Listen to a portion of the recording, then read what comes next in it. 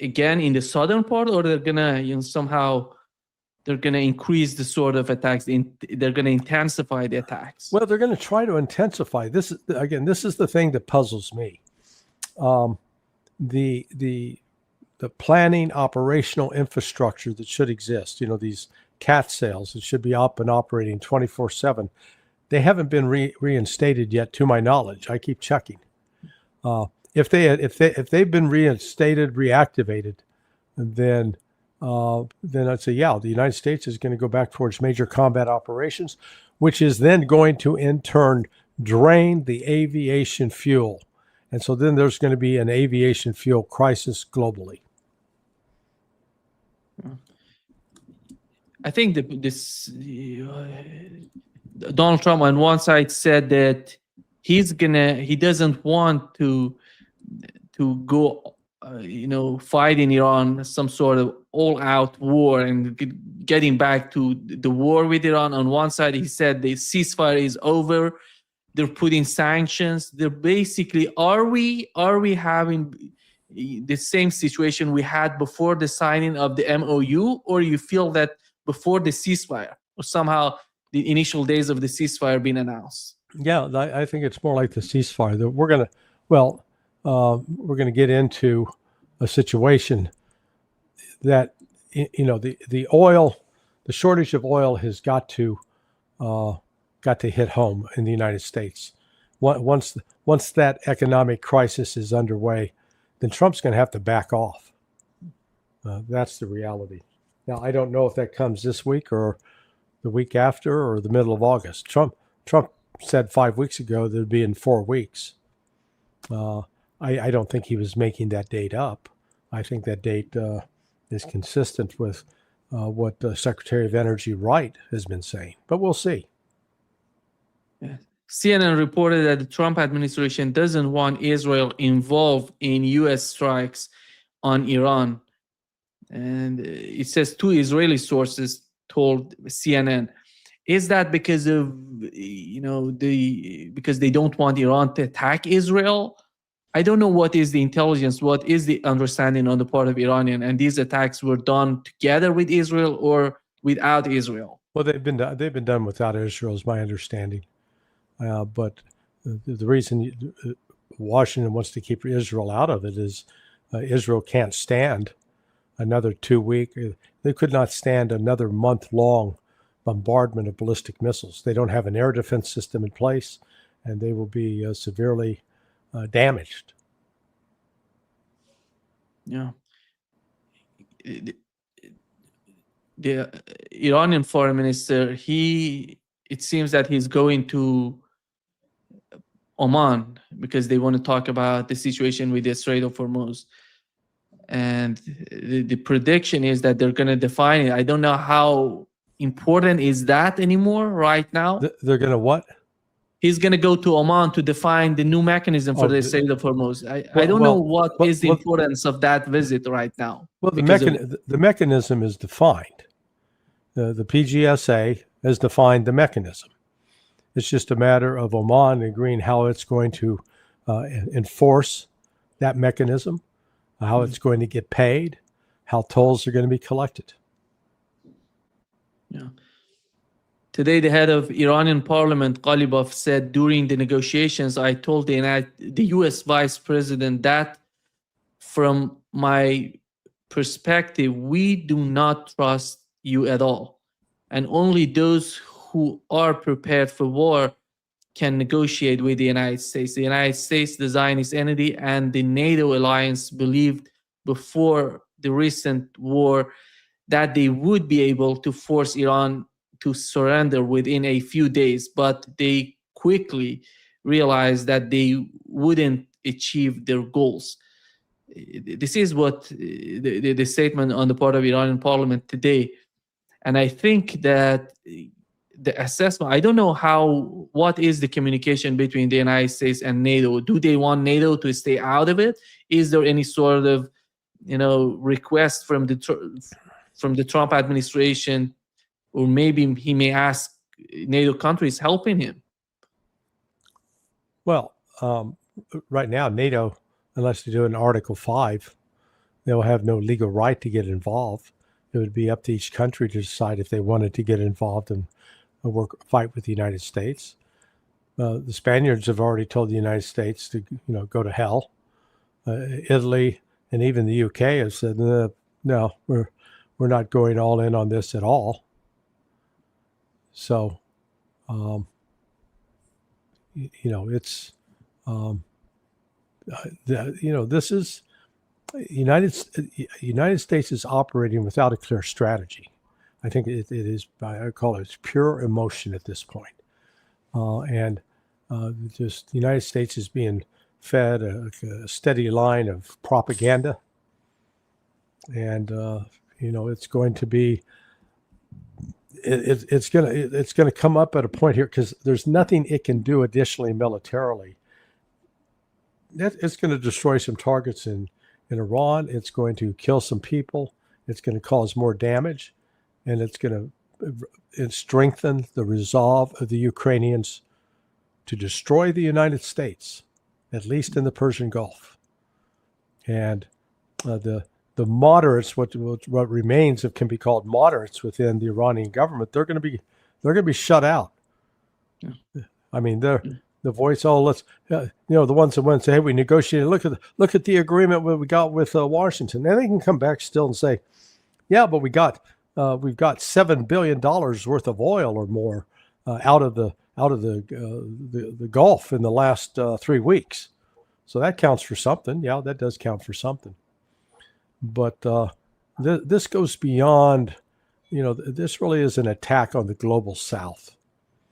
And we can't overemphasize the importance of the week-long funeral events surrounding the ultimate interment of the Ayatollah Ali Khamenei. So when you bring out 45 million Iranian citizens to mourn the passing of this leader, that destroys the myth that there is great domestic unrest against the Islamic Republic. Just the opposite. It has strengthened its position, strengthened its control. And the United States doesn't have that same unity at all. In fact, there's growing opposition to the United States continuing this war. Yesterday, the Belgium's prime minister said that NATO Article 5 says, if you're attacked, then we will all defend each other together. The article doesn't say that if you yourself decide to unilaterally attack another country, all other partners have to participate in that. This is not the spirit of NATO. And if that is expected, then that is actually not justified. He says basically that we're not going to participate in this war. It seems to me, Larry, that I don't know who's deciding in Washington, but their assessment is that this should be a war of attrition against Iran. Mm-hmm. I don't know who's going to be able to continue the war, who's going to outlast the other side. This is the question. If you want to continue with this war of attrition, how long does it take? Are you prepared to continue this on and on? And as you're desperate for the opening of the Strait of Hormuz, totally, as they're asking Iran to announce that? Well, and again, to the extent that Iran succeeds in blocking any ship headed to the United States from the Strait of Hormuz, I've got to do some research to figure out what is the potential economic damage to the U.S. economy from not receiving any exports from the Persian Gulf, including oil, liquid natural gas, sulfur, urea, helium. What's the economic damage? I think it's substantial. Yeah. Today, the Iranian foreign minister, the spokesperson of the Iranian foreign minister, Baghai, he said inspectors will not be allowed to access, allowed access to the targeted nuclear sites. And the UN Security Council Resolution 2231, which related to the JCPOA, is completely void. And this resolution, Larry, it was adopted in July 2015. And under this resolution, they lifted previous UN nuclear-related sanctions on Iran in stages, and it was all about the snapback sanctions that Europeans decided to get out of it was part of this resolution 2231, and it required monitoring by the international by IAEA. So the United States withdrew in 2018. Then we had in 2025, last year, United Kingdom, France, and Germany withdrawing, and basically snapback sanctions coming back. So Russia and China tried to delay the process, but the proposal failed in the Security Council. So basically the sanctions are back, and there is no way under which or this resolution is not there anymore to accept these inspectors to go in Iran and trying to visit those nuclear sites. Well, look, Iran's made it clear. If the United States if this 24-hour ultimatum is followed by a U.S. attack, Iran's next steps will be closure of the Strait of Bab el-Mandab Strait, and then withdrawal from the NPT. Iranian legislature will meet, they'll vote. There'll be, I think, an overwhelming vote to withdraw from the NPT. And then at that point, Iran says, we're re-examining, reconsidering our nuclear doctrine. Yeah. Is that going to matter for Donald Trump if Iran decides to withdraw from NPT? And how is that going to put pressure on him? It's not going to put pressure on him. This isn't Iran trying to play some negotiation game to put pressure on the United States. It's Iran finally saying, okay, we're going to defend our national interests. We are at war. We are at war with the West. They can continue to impose sanctions. They continue to attack us militarily, economically, politically. It's going to stop. We're going to fight back now. That's where this is headed. Yeah. You're going to be surprised that right now the son of the grandson of the first supreme leader of Iran, he just said that anyone who wants to negotiate in order to achieve peace with the United States is a traitor. This is, they were considered, I have never thought that he's going to come out with this sort of statement, because in Iran, they consider, his family as one of those people who want to make peace. And he's coming out and talking this way. I think it's an outcome of the new sentiment in Iran because of what has happened so far. And the crowds were chanting revenge. What was the word for revenge again? Intiqam. Intercom.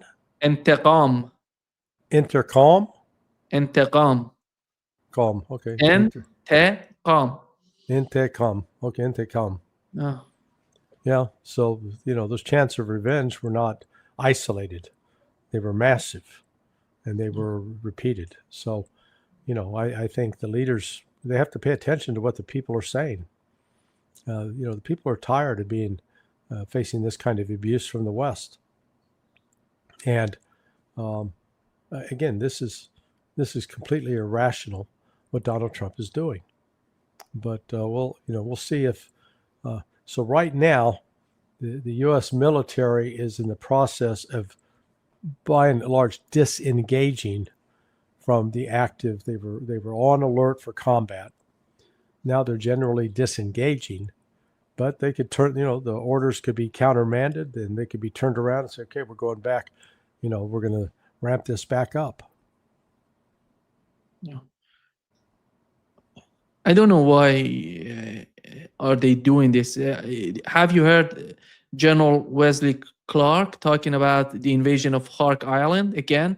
He said the only solution for this, for the case of the Strait of Hormuz is the invasion of the Kharg Island. They can get there, they can bring or they can produce some sort of leverage, then they can liberate or somehow open up the Strait of Hormuz. Yeah, it's just batshit crazy stuff. I don't know how he can say that. I mean, it's just, how do you get the troops there? How do you get them resupplied? And then from Kharg Island, how do you get them from Kharg Island to the mainland? And how many? I mean, just what number of troops you're going up against a country that's got 1 million soldiers between the IRGC, the Artesh, and the Basij. So you're going to attack them with 3,000 guys? You insane? Jesus. Yeah. Here is Larry what Wesley Clark said. Let me play it for you. They say.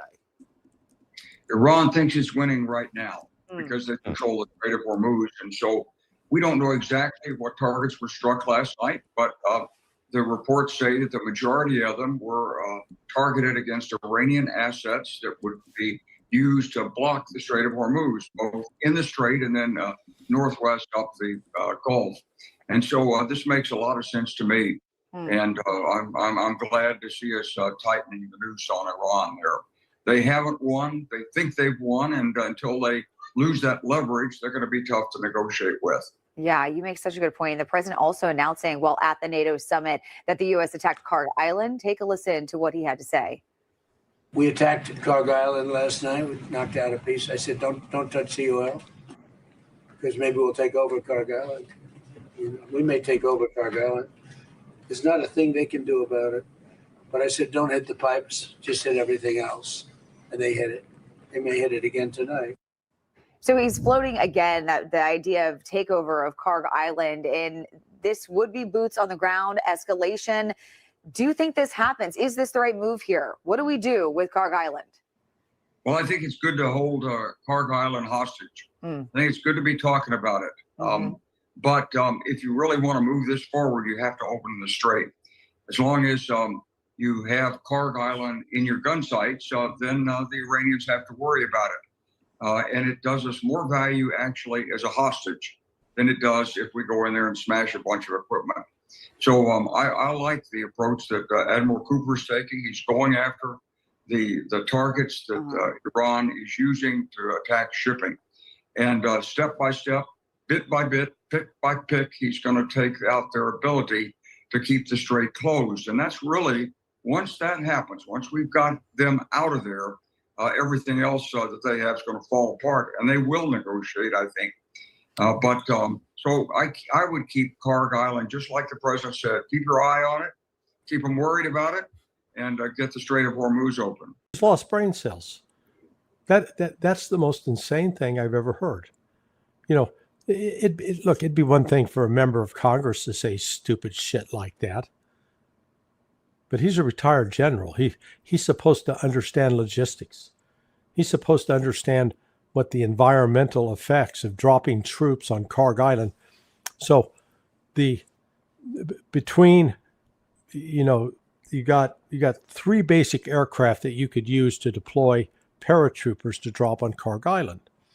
You got a C-130, there's different variants of that, a C-141, and a C-17, which is a bigger plane. But yet, the maximum off a C-130 is 92, and the maximum off a C-17 is 126.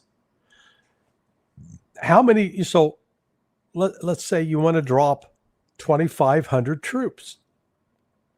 You're going to need 20 of those friggin' aircraft. I'm not even sure we got 20 in inventory. But then those aircraft are going to be flying close enough. They'll be in the range of Iranian air defense systems. And, they're assuming, we'll suppress the Iranian air defense and our guys can get there okay. Once they get there, how do you resupply them?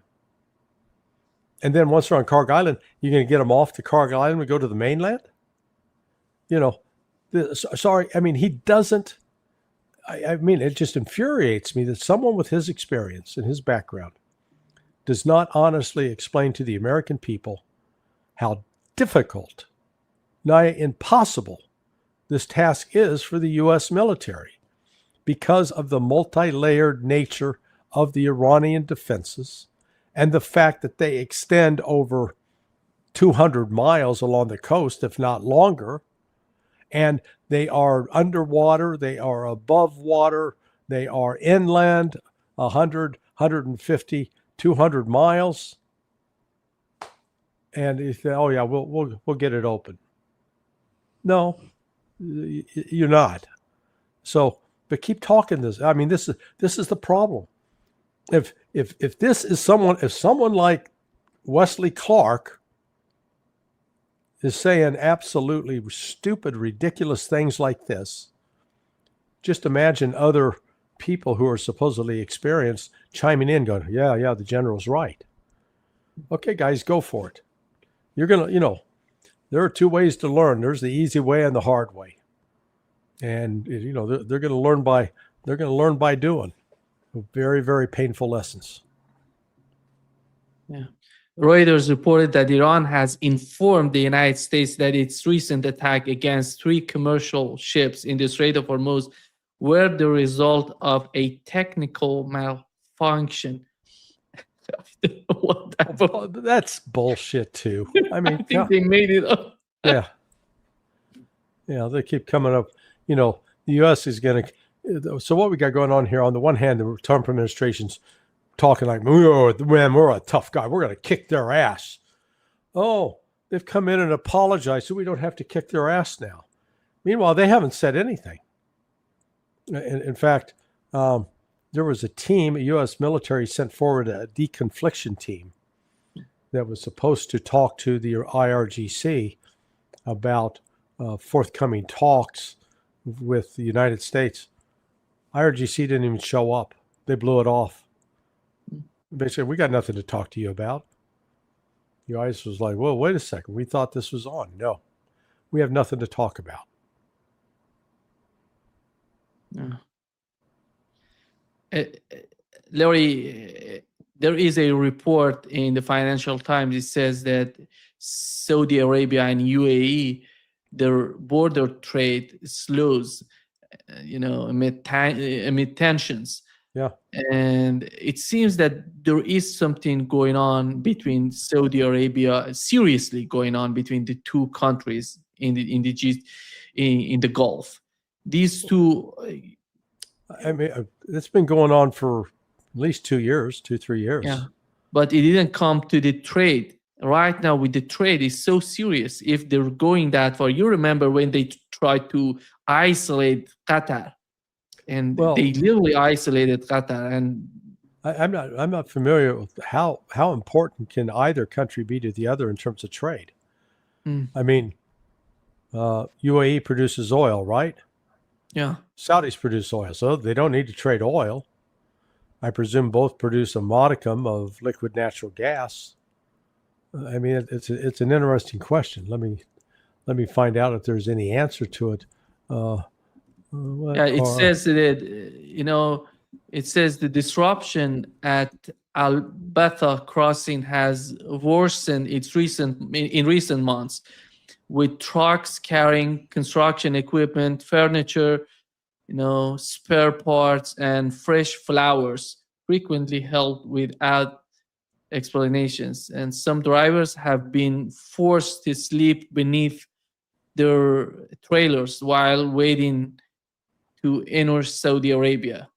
Basically Saudi Arabia is somehow slowing down the imports of the UAE products. Well, okay, so if that's the case, so Saudi's sort of cutting it out. So I just looked it up.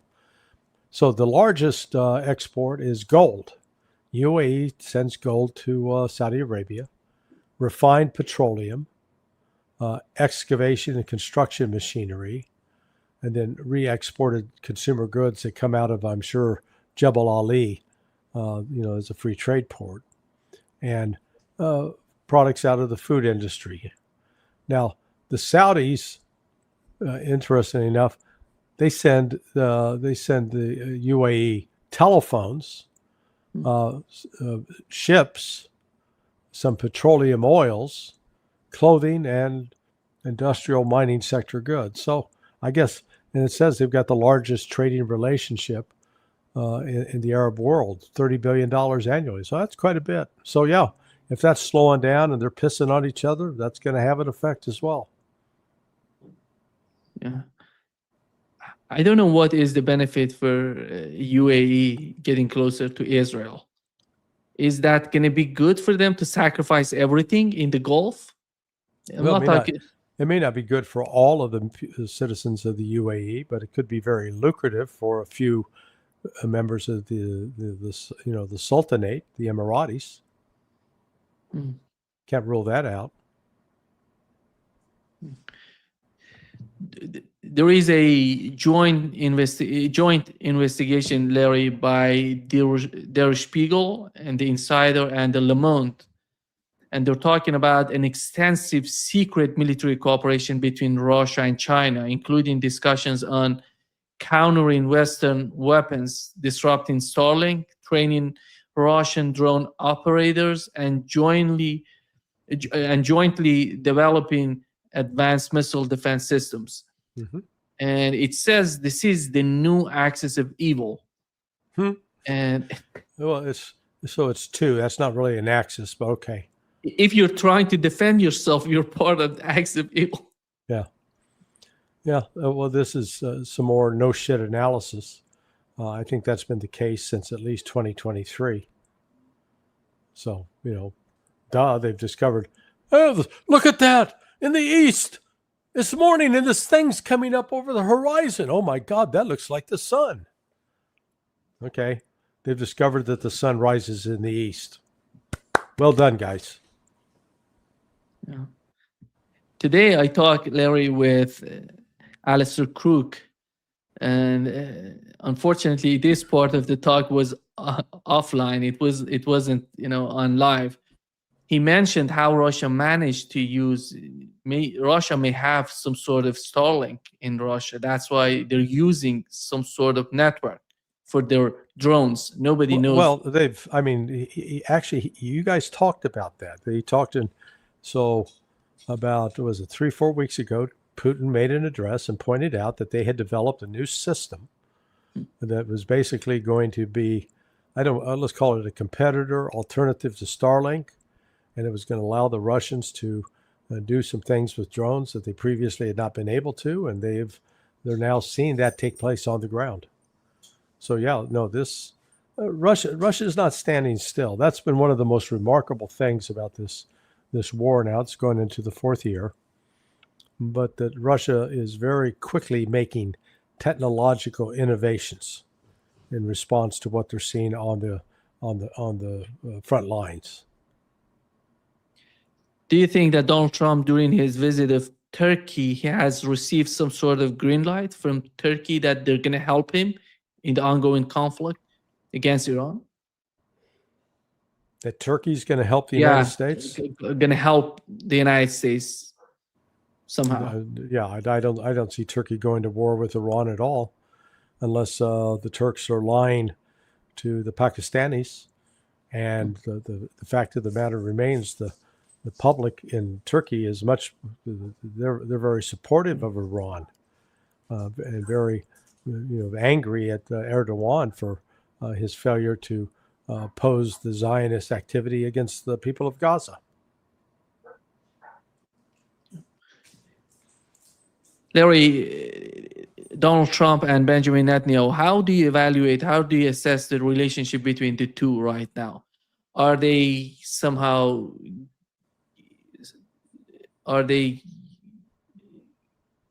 that close to each other because they were so close? We know that the Trump administration is trying to do everything to improve Benjamin Netanyahu's position in Israel.